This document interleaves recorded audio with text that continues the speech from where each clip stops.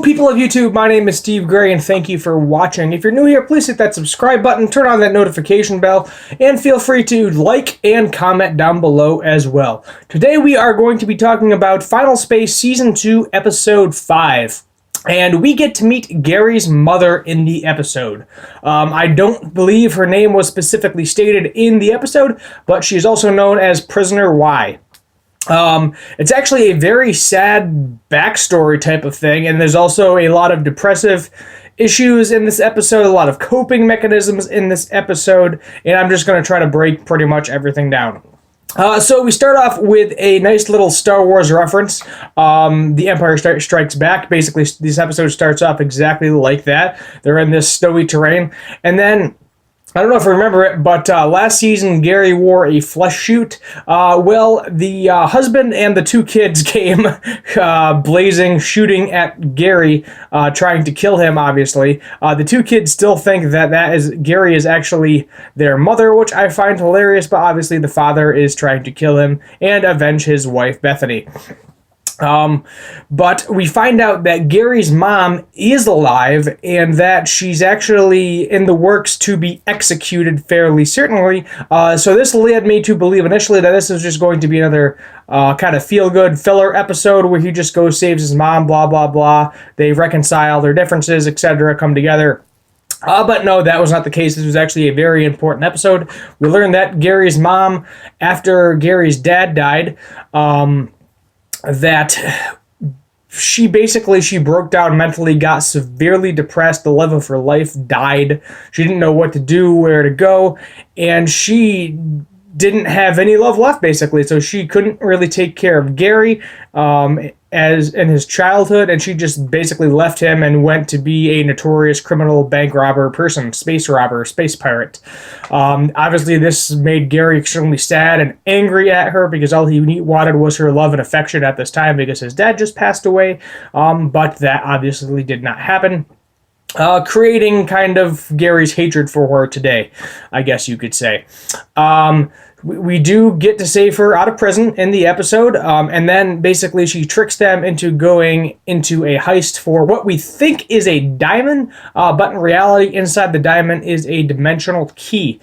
So there is another dimensional key that we are going to have to get in order to make the Titan present again.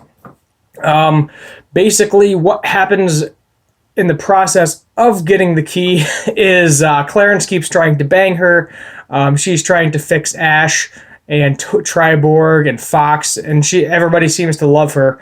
And we learned that Ash is One-Eyed Willie, and that was kind of terrifying. She fixed Triborg up and then moved the hair off of Ash's face, and we learned that Ash only has her left eye, which kind of threw me off for the loop a little bit. But she does basically end up doing the prison break type thing. They go to the giant space bank, rob it, steal the diamond dimensional key. She flies away off into the distance because she's like, oh, okay, this will help me where I need to go, blah, blah, blah. I already friggin', left my kid, abandoned him once, so I'm going to do it again. Why not? So Gary is like, well, don't worry. We haven't seen the last of her because Quinn is like, hey, guess what? That was a dimensional key. Gary's like, yeah, great. I figured. Don't worry. We're going to see her again real soon to get that key back. And there's probably going to be some sort of battle between Gary and his mother. Big old fight.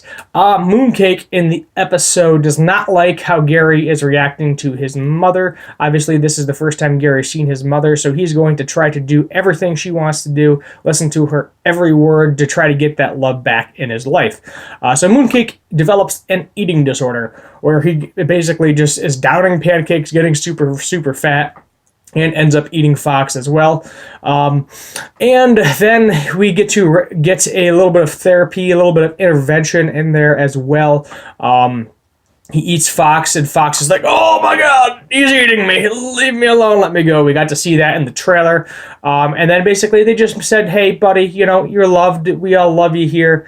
It's nothing that's happening right now is your fault. Don't worry about it. We understand you lost your abilities, but you're still a part of the team. You're still this cute little ball of green alienness with your cute little feet and little antennas. And we love you, and we want you to stay here, be on the team. for the foreseeable future. So that was pretty much the episode. A lot of deep shit going on in this episode. A lot of emotional issues going on between different characters. In this episode as well.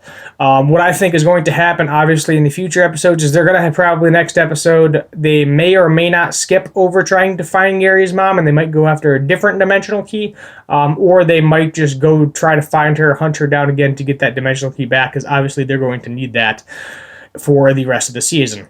We do technically have 8 episodes left, so there's plenty of time to get all the dimensional keys, get into final space, etc., save Quinn. But we'll see what happens. Maybe they will save Quinn by the end of the season. I'm not sure yet because we still have zero news if there is a renewed season 3.